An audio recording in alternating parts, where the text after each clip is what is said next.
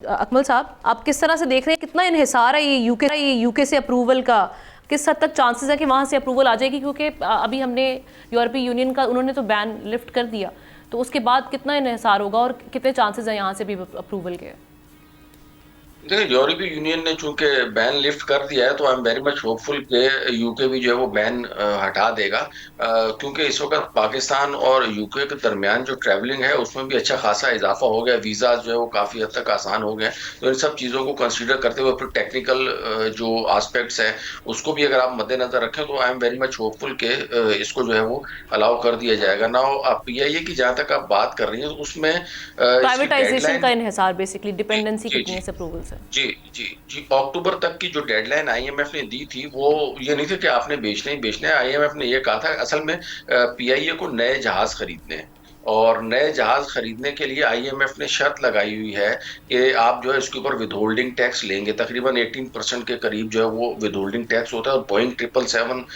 کی اگر میں بات کروں تو وہ 80 سے 90 ارب روپے پاکستانی کا ایک جو ہے وہ اس کی پرائس ہے، کاسٹ، تو آپ اس سے اندازہ لگا سکتے ہیں کہ اس پہ سیلز ٹیکس جو ہے وہ کتنا لینا پڑے گا۔ تو اس کے اوپر جو ہے وہ آئی ایم ایف نے کہا ہوا ہے کہ آپ جو ہے وہ اگر آپ نے ان کو ختم کرنا تو یو ہیو ٹو پرائیویٹائز دی پی آئی اے، تو دیٹ از دی ریزن کہ انہوں نے اکتوبر تک کی ڈیڈ لائن دی ہوئی تھی، اس کو وزیر اعظم صاحب نے اور پیچھے لے آئے ہیں۔ اب یہاں سوال یہ پیدا 1 ہوتا جون ہے کہ تک اس کر کو دیے جی۔ کس پرائس کے اوپر دیا جائے گا، کیونکہ 800 بلین کی جو اس کی 800 ارب روپے کی جو لائبلٹیز ہیں اس میں سے کافی تو گورنمنٹ اون کر چکی ہے، اب 300 بلین کی جو لائبلٹیز ہیں وہ ایڈ ہوں گی، یعنی اگر میں اس کو خریدتا ہوں مفت میں تو اس کا مطلب یہ کہ 300 ارب روپے کا قرضہ میں نے دینا ہے۔ آن دی ادر ہینڈ جو اگر میں ان کے ایئر کرافٹ کی اور ان کی ویلیو کی بات کروں تو تقریباً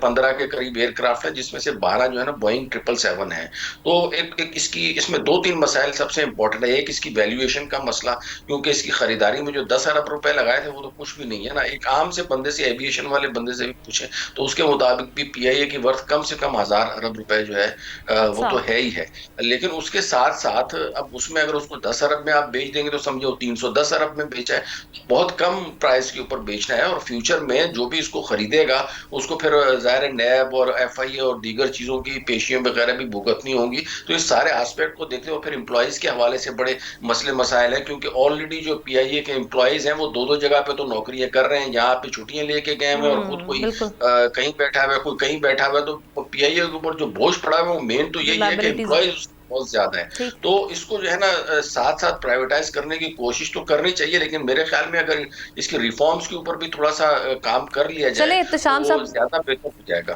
تو میرے خیال میں جو پی آئی اے کے اوپر جو امپلائیز کا برڈن ہے نا اس کو کسی طریقے سے کم کرنا چاہیے، جو ایگزسٹنگ امپلائیز ہیں ان کو گولڈن ہیڈ شیک دیں یا کوئی بھی سلسلہ کریں، ان کو فارغ کریں تاکہ لاس جو ہے نا وہ کم سے کم ہو۔ سبسکرائب کریں اور بیل دبائیں تاکہ کوئی خبر رہ نہ جائے۔